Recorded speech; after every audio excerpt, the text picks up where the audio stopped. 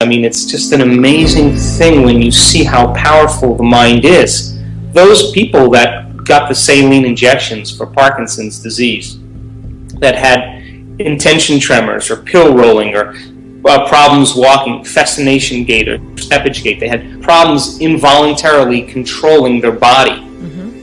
When they got the saline injection and told it was a very powerful new drug for Parkinson's, their dopamine levels rose about 200%. Their brain started making dopamine. They couldn't make their dopamine by themselves. In other words, if I said to you, double your dopamine levels today, right now. You couldn't do it. You couldn't do it. No. But if you associate something from a past memory to a future reality, if you had a fear of public speaking, and I said to you, you have to speak publicly tomorrow, the moment you begin to think about that future reality based on a past memory, your body would physiologically move out of balance, and you probably would have a little bit of dryness of mouth, a little heart racing, a little sweating, and you produce the same physiological changes in your autonomic nervous system, not by consciously doing it, but by association. Right. It's automatic. Now, autonomic nervous system is the automatic nervous system. So 2 points. How do we get into the operating system? And the idea of meditation is the way that we do it. Because when you begin to create internal changes in your brain, and you begin to make your inner world more real than your outer world, your brain begins to dissociate from all the conditions in this external environment. It begins to forget about the feelings of the body, and it literally loses track of time and space. That's the moment that the ego is no longer running the show. You become nobody, no one, nowhere, no thing, no time. You become pure consciousness. That's the moment, consciousness being the epiphenomenon of your biology, begins to change the brain and body so that it automatically or autonomically does what it naturally does. So it's not our job in the placebo to try to change our dopamine levels. Our job is to move into a new state of being. Being able to do that every single day, back to your question about repetition, requires a little bit of conditioning, because you're going to walk back into your life and you're going to see your coworker and you're going to look at your car and you don't like it, and you're going to feel the pain in your back, and you're going to see that you're overweight, or whatever it is people do to reaffirm their identity through their senses. So the people that had the dopamine levels go up significantly in the Parkinson's study, the key was that when they had that change, the change only lasted for a period of time. Why? Because they walked back into their life, they saw their wife, they went to play chess with their friends, they saw their caregiver, they slept in the same bed, and it was their environment that reminded them of who they were. That's how powerful the environment is. So to then retreat from our life every day and eliminate our senses, close our eyes, play music or plug our ears, put our body away, what we're really saying is we don't want to use the environment to remind us of who we are. We don't want to be a body. We don't want to identify with our body. And we want to forget about time long enough to remind ourselves by thought alone of who we're going to be. Now, that is the conditioning process of the placebo. And it turns out the people that had changes in Parkinson's disease in our workshops, where their intention tremors went away, they didn't put their faith in a sugar pill or a saline injection. They put their belief in themselves and into a field of possibilities, or traumatic brain injuries or whatever. And that same model works because the body literally gets conditioned as if it was being given something outside of them. And the privilege of being a human being is that we can make thought more real than anything else. That's the privilege because of the size of the forebrain. That's the architect, that's the designer, that's the CEO, that's the symphony leader. So the fact that we can make thought more real than anything else, and in that moment you're in that environment, and all of your attention and intention is consumed in that inner world, then that conditioning process, if there's an emotional quotient to it. Now the emotional quotient is important because that's when you notice a change in your physiology. So you go from neurotransmitters in your brain to neuropeptides in your limbic brain to signaling hormones and thousands of different chemical reactions in your body. if you're able to create a shift in your emotional state as a result of the picture that you're seeing in your mind, now you're beginning the conditioning process. Right. So a lot of people get lost in this because, it's not an intellectual phenomenon. No. And the end product of an experience is called a feeling or an emotion. So if you can make the thought the experience in your mind, and you can put intention behind that, well, now you're going to begin to see the effects in your biology. So you begin to create the placebo response. Now, let's go back to the idea of meaning. Because meaning is an essential element in your interpretation of what's taking place. So if you're embracing your life from the same level of mind every single day, then you as the quantum observer are assigning meaning to the same reality and putting your intention behind it. And of course, because of free will in the quantum model, it basically says that you're reaffirming your life to be exactly the same. If you take a group of maids, they did this experiment where they took a select group of maids that were very physically active, and they followed them around for a period of time, and I think it was in Texas, and they found out that these maids had worked so hard every day that they exceeded the Surgeon General's requirement for exercise. So they divided them into two different categories, and they said, okay, you keep doing what you're doing and working. And they took the other group and they said, when you exercise, you guys are actually exceeding the requirement for the Surgeon General. So you're burning more calories than you're eating, and you should be losing weight, and your lean body mass should go down, and your waist size should shrink, and your heart rate should change. These are all the benefits of exercise. Now, the maids for the next month did exactly what they always did. But the maids that understood what they were doing, and they had meaning and intention and knowledge behind what they were doing, of course lost weight, of course had less body fat, had lower heart rate, because once you assign intention and meaning or purpose behind what you're doing, you produce a greater result. So the interpretation then of every single day, looking for the jewel in what we're doing and then assigning meaning behind it and keeping our intention on that future, allows us then to produce greater results. That's another element of the placebo.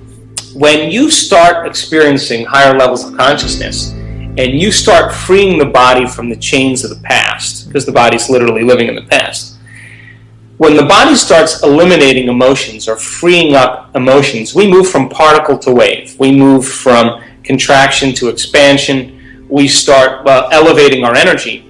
And that energy literally leaves certain parts of the body and it travels up the spinal cord. And when it reaches the reticular activating system, there's a little switch in there called the thalamic gate. And once that information is traveling from the body and it opens that gate, all of us, we've seen this in our studies in our advancing workshops. Once that gate is opened, the body literally is driving all that energy to the brain, and we have pictures of students in our work whose brains are literally like someone took the dimmer switch in a room and turned it all the way up. Their brains are on fire. And that's not anything else but the brain going into a heightened state of superconsciousness, and all of a sudden that energy that's normally pressed down in the body is now being amplified in the brain. The moment it reaches the brain, it starts intercoursing with the pineal gland, and the pineal gland sprays out all these wonderful neurohormones to sedate the ego. It all of a sudden activates the posterior pituitary, and you start spraying out all this oxytocin. Oxytocin makes its way into the amygdala and goes, let's shut off the circuits with fear. Let's shut off the circuits with aggression. Let's shut off the circuits with sadness and guilt. And you go from selfish to selfless. And all of a sudden, you start trusting in the future. You start trusting in everybody. Your heart starts to open. I call that the natural state of being. Now, getting that reticular activating system to open up after years of conditioning, after years of unworthiness, after years of fear, after years of whatever, is an act of will. It takes a constant act of volition to be able to make that transformation. That's the alchemist taking base metals and turning it into gold. We're taking primitive emotions and turning them into elevated emotions. And it requires, on our part, a certain amount of effort to do that. So the reticular activating system, in its primitive sense, has a lot to do with the editing process from brain to body and body to brain. But by the same means, it's also the switch that activates higher centers, and the brain goes into high gamma frequency, and that's the moment you'll never forget that experience ever, because it's etched in your three-dimensional architecture cerebrally. Wow, what a great video! I hope you enjoyed this amazing interview with Dr. Joe Dispenza. We are continuing with our daily practice of completing the inspiring quotes. You need to complete the quote with the words that are missing, and if you can do it first and give us the right answer, you're the daily winner. In the previous video we were looking for 2 words of Joe Dispenza's quote. The quote goes like this: master the next moment, and ultimately you'll... The correct answer is master yourself. So, master the next moment, and ultimately you'll master yourself. Congratulations to everyone with the correct answer. We only had a few wrong answers. Since I know you love Dr. Joe Dispenza, today's quote is also from Joe Dispenza. We are looking for 2 words. So the quote goes like this: if you want to change a belief or perception, you have to first change your state. Write your answers in the comments below the video and tell me if you love this video and our new way of ending the videos. If you like this video, give your thumbs up and share it with your friends. Help me make this video more popular by sharing it. Even if you're not sure what the correct answer is, try and guess. The first one with the correct answer is the winner. So don't forget to subscribe and hit the bell button, and don't miss any of the new videos and new challenges. If you really like what we do here and want to support us, you can join our channel and our community for a symbolic fee and gain many other additional features. You can do that by clicking the join button next to the subscribe button, or you can click on the link in the description of this video. Stay good and have a great day!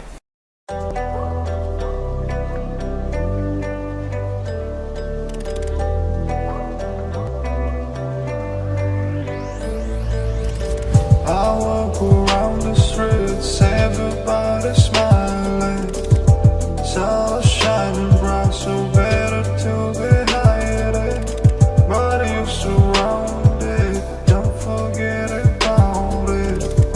Long days, loud nights, it's summer.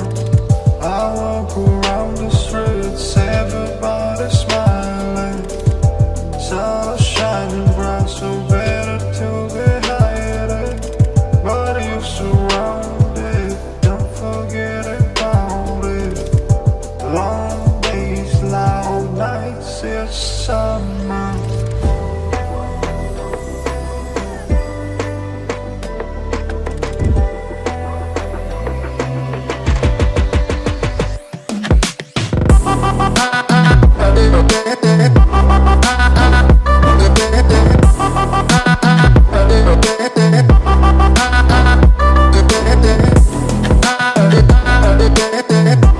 Quên đi bao câu hứa mình còn cho nhau, quên đi bao nỗi đau mình dành.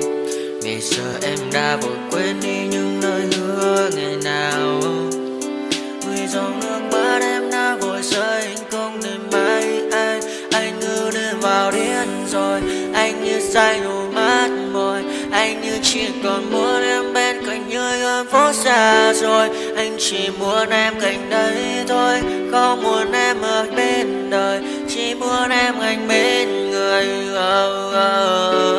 Người đã cất bước đi xa trong cơn mưa chiều vội vã, người đã bước quên anh khi cơn mưa qua gần vội vã, em đã quên rồi mai sau đây yêu quá bé, chẳng còn lại gì những người em bao nước mắt rơi, em khiến con tim như trôi bay trong chiều thu đầy nắng, em khiến con tim như tan vỡ trong chiều thu mát màng, vì còn nhiều lắm những ngỡ vàng, nhiều lắm những nỗi vội vàng, nhiều lắm những cơn mưa em mưa ta bây giờ vẫn vang không mơ không bay đứng sang nhờ bay em còn thơ đôi hồng bay anh còn người ta xưa ta chúng còn giữ nhau chẳng đến.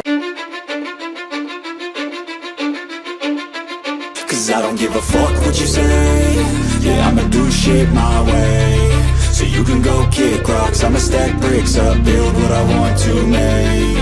Yo, I got a lot of shit to say, so I'ma do this every day. I'll be writing things until I'm fucking buried in my grave. 6 feet deep under, but my body won't decay. Cause my messages are timeless, so they'll put them on display. Oh yeah, I rap with a certainty, I have a sense of urgency. A message for eternity, for everyone internally. I had some people burning me, but now they fucking learn to see I ain't the one to fuck with, now they looking nervously. And I don't really care what you think of me respectfully. You can kick rocks if you think you're fucking better, see. I will outwork you, turn you to an enemy. Hurt you so bad that you're gonna need some therapy. I got the motherfucking recipe, I've been cooking up hits, I'ma leave a legacy. You'll be looking small when you're standing right next to me. I'm 5'10", bitch, but I'm 10 feet Cause I don't give a fuck what you say. Yeah, I'ma do shit my way. So you can go kick rocks, I'ma stack bricks up, build what I want to make. Cause I don't give a fuck what you say. Yeah, I'ma do shit my way. So you can go kick rocks, I'ma stack bricks up, build what I want to make. Yeah, I'ma do it my way.